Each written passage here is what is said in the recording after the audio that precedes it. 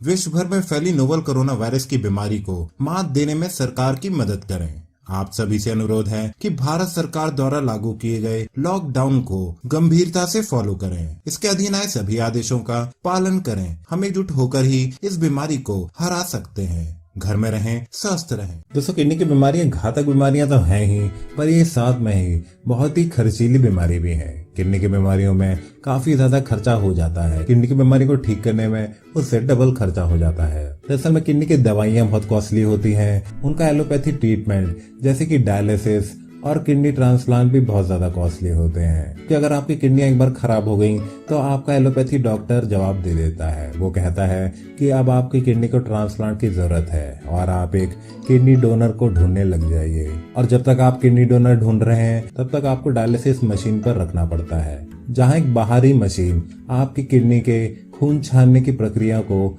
Duplicate करती रहती है और आपके शरीर का खून छानती रहती है। और तब तक आप लग जाते हैं किडनी डोनर को ढूंढने में। पर दोस्तों, किडनी डोनर ढूंढना बहुत ही मुश्किल है। पहली बात तो यह है कि किडनी डोनर की गवर्नमेंट लिस्ट बहुत ही लंबी होती है और डोनेशन होते हैं बहुत ही कम। दूसरी चीज ये है कि अगर आपकी किडनी किसी गलत आदत की वजह से खराब हुई है तो आपको किडनी डोनेशन मिलता ही नहीं है। ऐसे में आपको अपने परिवार पर आश्रित होना होता है और उम्मीद करनी होती है कि आपका परिवार का कोई मेंबर आपको अपनी एक एक्स्ट्रा किडनी दे दे। पर चलिए मान लेते हैं कि कोई एक ऐसा इंसान इतना दिलदार हो गया कि आपको उसने किडनी देने का निर्णय ले लिया है।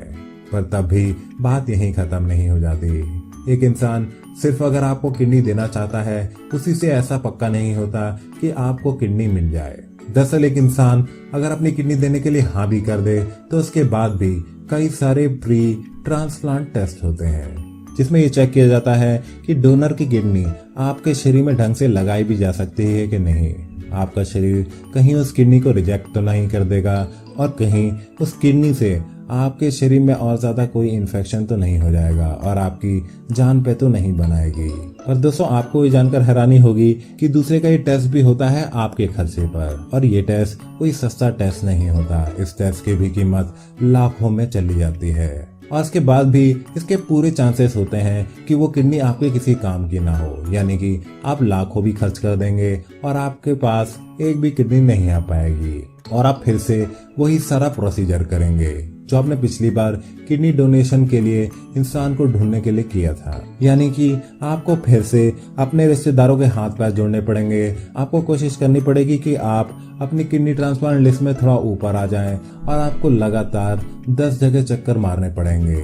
पर चूंकि आपको किडनी की बीमारी हो चुकी है तो आपके शरीर में इतनी एनर्जी बची ही नहीं होगी कि आप इतनी सारी चीजें कर पाएं। ऐसे में एक किडनी पेशेंट थक हार जाता है, वो अपनी उम्मीद खोने लगता है और धीरे धीरे वो एक्सेप्ट कर लेता है कि उसे किडनी नहीं मिलेगी और वो अपनी मौत के इंतजार में पड़ा रहता है। ऐसा इंसान चिड़चिड़ा हो जाता है, अपने घर वालों से नफरत करने लगता है, अपने आप से नफरत करने लगता है और जीने की उम्मीद पूरी तरह खो देता है। यानी कि आप मेरी बातों से समझ ही गए होंगे कि किडनी ट्रांसप्लांट के लिए डोनर मिलना बहुत ही ज्यादा मुश्किल होता है और इसे ढूंढ पाना कोई मजाक की बात नहीं है। तो आखिर ऐसे में किडनी पेशेंट क्या करे?